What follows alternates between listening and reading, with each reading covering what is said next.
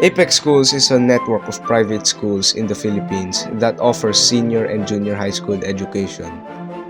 It is known for its innovative and unique approach to learning, which includes a modular learning system where students primarily study independently using provided modules and resources. The school emphasizes the use of technology in education and aims to provide quality education accessible to students from various socio-economic backgrounds. APEC Schools is a subsidiary of Ayala Corporation, one of the largest conglomerates in the Philippines.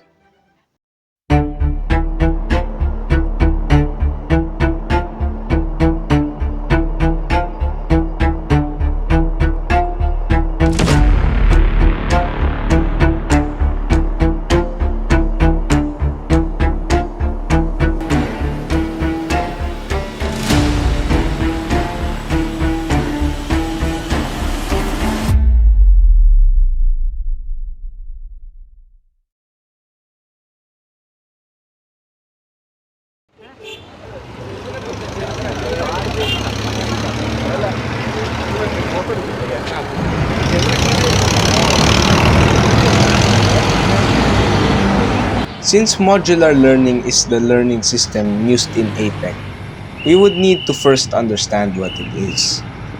Modular learning is an instructional method where the curriculum is divided into manageable units or modules. Each module typically focuses on a specific topic or learning objective.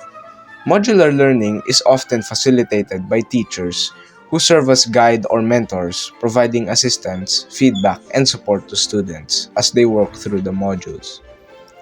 This method is increasingly popular in distance education, online learning, and alternative education settings, as it offers flexibility and adaptability to diverse learning styles and needs. Besides APEC, this type of learning came to rise during the 2020 global pandemic crisis, where President Rodrigo Duterte suspended face-to-face classes. Suspension of classes in all levels in Metro Manila is hereby extended until 2012-2020. Until COVID-19 vaccine became available.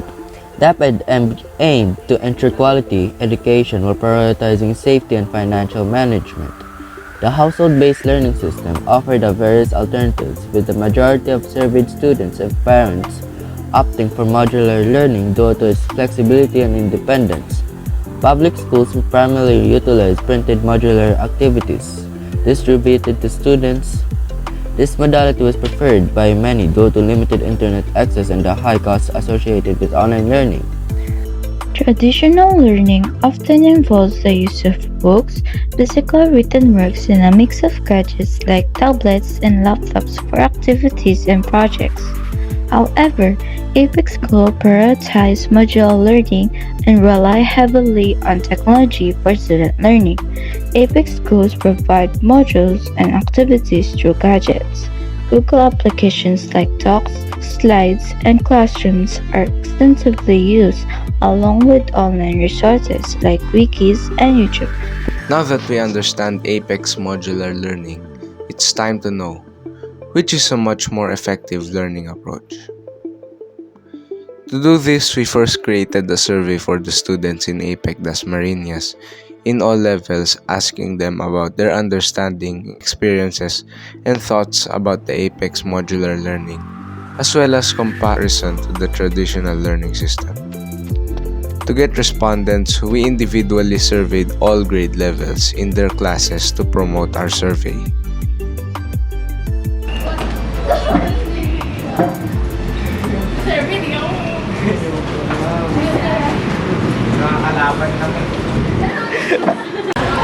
Ay, katry mo, nakaka- I miss me again.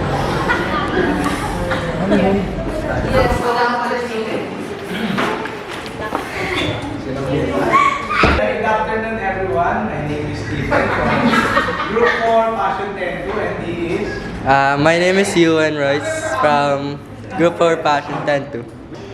For our research survey, I'd like to ask everyone for their participation. For our research titled, A Comparative Study Between the effectiveness of APEC's modular learning system and the teacher-centered traditional learning. So our survey, which will be informed, it doesn't consist of a lot of questions. It will be quick if you answer it. Ano kalagay ko dito? Let's throw tabu ko na lang. Mahula ako 16. Hala, age 16. Hala, ano kaya ang... Why do you need my age? Wala lang. Bakit? Thank you, miss. Bayad ko lang. Okay na, so just finish with our survey. Yeah, it's a little bit tiring, but okay, let's go. We have gathered a total of 127 respondents for our survey. From the survey results, majority of answers tells us that the transition to modular learning within the APEC modular system has yielded mixed results for students.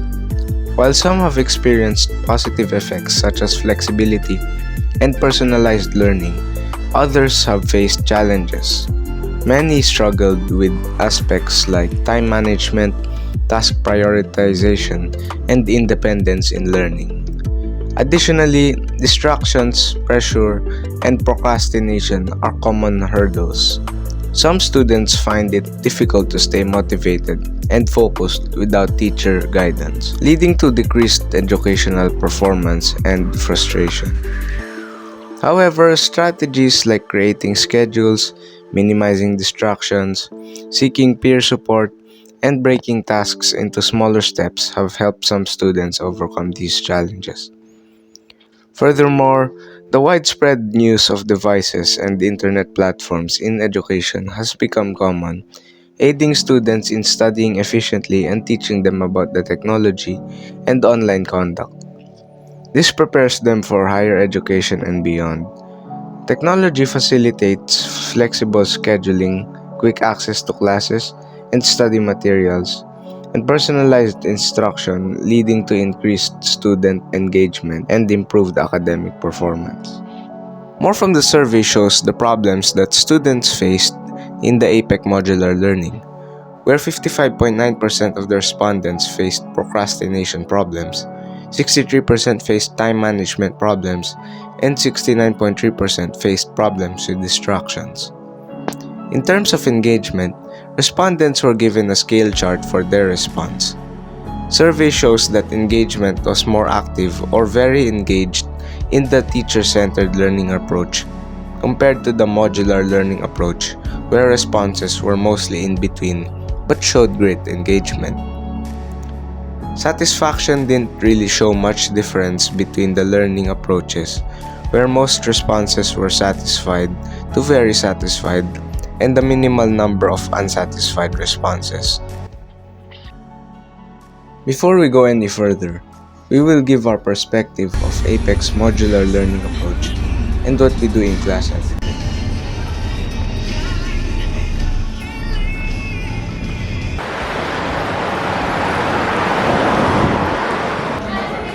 The day starts off with our math class, where a bit of discussion takes place about our topic and the instructions and what we will be doing during that class. We start with our activities as instructed and proceed with the instructions and a quick scan of the lesson and note. Here's an example of our modules and what we will be doing for today.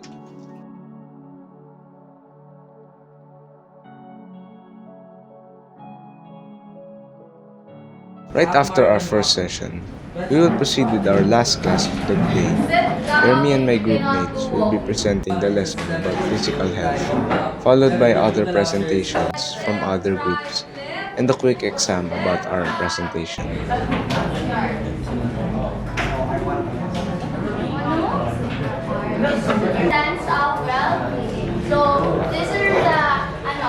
After wrapping up, class is dismissed and it's time to head home. Now let's get some personal testimonies on what students think of modular learning and if it really helps them than other learning approaches. We've decided to interview new and old students from APEC Dasmariñas and ask them about their experiences in APEC and their opinions on modular learning. As an experienced APEC student, what were your expectations heading into APEC? And were those expectations met? Personally, I haven't had any expectations for APEC because I thought that APEC is like any other schools. So first of all, when entering APEC schools, they have a different educational system. It is called the Legacy. I experienced Legacy and I was very satisfied with that learning modality because back then teachers and students were able to meet in a traditional and advanced learning system, which is very good to us. And then for my expectations, I think all the expectations have met, and I don't really have any complaint about it because personally speaking, I think I improved as a student and as a person also. My expectations for APEC at first was it was a great school and I can learn in a very easy way since when my older sister told what my older sister told me is that they practice English here, EIE ba yun? Right? And I think they also had a no homework policy back in the day, but my expectations, some of them were met, but some of them not. There are activities na we do at home na. Yun na. Were there any challenges you faced adapting to the new environment of learning around you? For me, yes, of course. Since I was put in a very new environment for me. I didn't know anyone. I was a transferee, so I didn't have past experiences before the blended learning was implemented. So I didn't know anyone personally, and yeah, I had to meet and I had to socialize with lots of people, which I wasn't very good at. I currently learning po by independent study. Since I'm a senior high student po, in our class po kasi, the LFs po, were not able to teach us po lesson by lesson. We just learning by ourselves lang po. So that was a challenge for you? Yes po. Do you think you're learning more and doing better in academic performance compared to the other approaches of learning? Or do you prefer a different learning method than APEC schools? Their method is very effective, pero in a way, there's still some missing keys.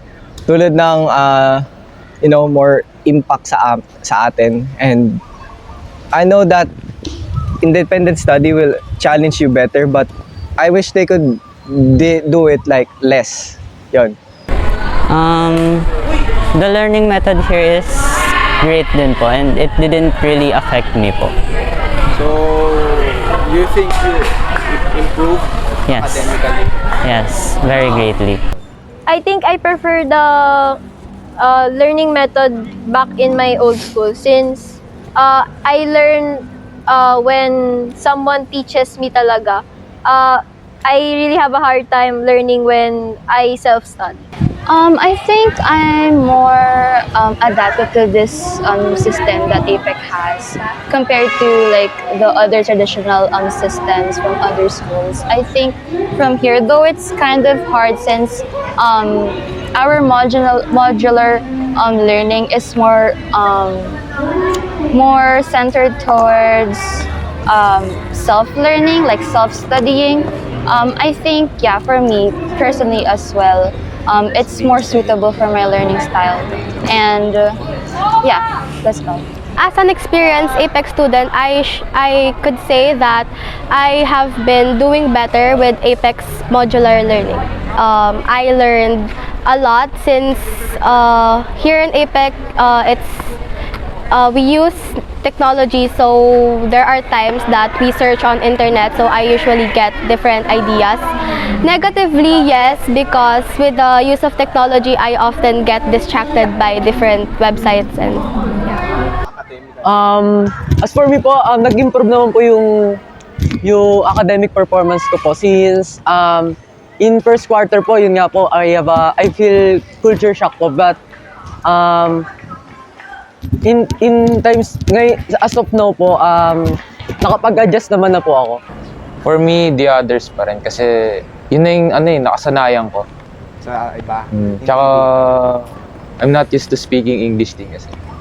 So, you think you're doing bad when it comes to academics? Neutral. Neutral? Yes, neutral. Okay. Do you think the use of technology like gadgets helped you improve your academic performance? Definitely, I think doing deliverables and certain tasks, made it easier for me and more quicker to accomplish. And you have many sources that you can use in technology in general. So your resources are much wider and you can use lots of different tools to help you improve more of your academic performance. Technology helps me gain different perspective online. There are times that it improves my academic performance, but it also affected my focus in things. What negative effects did it come? I've been more dependent on online, like Google or some researching stuff. Well, besides forgetting my own handwriting, it really did help me academically. You know, the things, gets better and easier when you use laptop and stuff, you know what I mean? Now that we've heard testimonies from APEC students, we invited to interview a former APEC student where she could share her past experiences about the modular learning and what she thinks helped her the most in academic. Before heading into APEC schools, what were your first expectations? I expected that APEC would be really strict with English, and I also expected that students will very different from other schools because of their system in education. About their modular learning, what do you think of that? I think for some students it's effective on their way of learning. How about yours personally? But for me, there are times that I have troubles in learning because I'm not fond of self-learning, but I still enjoy and I still learn a lot. Do you think you've encountered any challenges trying to learn back in APEC schools? Yes, but I think only during pandemic because of online classes, like the Wi-Fi internet, and then since I don't get to socialize with people. But what about during the face-to-face classes last school year? I think my only struggles were the projects, for example groupings, only my group mates, sometimes you have encountered problems with them, but for me, for myself, I didn't really encounter any challenges. Okay. Do you think the use of technology like gadgets help you improve your academic performance back then? I think yes, because I'm also fond of using gadgets. I'm used to it more than reading actual books like that, and I also got to watch videos, and only if we use physical books. It's hard for me to understand since I'm not a fond of reading. I'm more of a visual learner. So currently now you're still using or utilizing technology for your learning advantages? Yes. Do you prefer that over physical books? Yeah. Do you think there are any negative effects when it comes to gadgets in learning?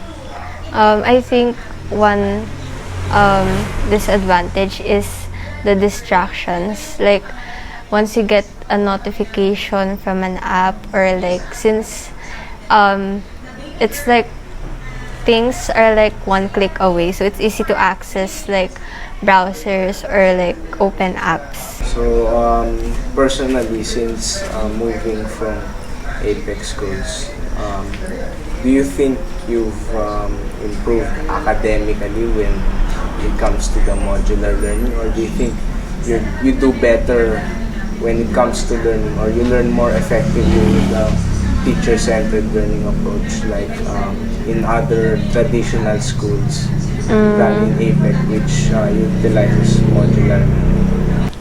I think yes, because the way of learning in APEC, I'm not like super like it's like not my type of like how I learn the best. But with this education system that I am experiencing right now, I think it's better for me, even though I guess there are only little like differences or minor differences, like. Okay, so do you think you've effectively improved academically, or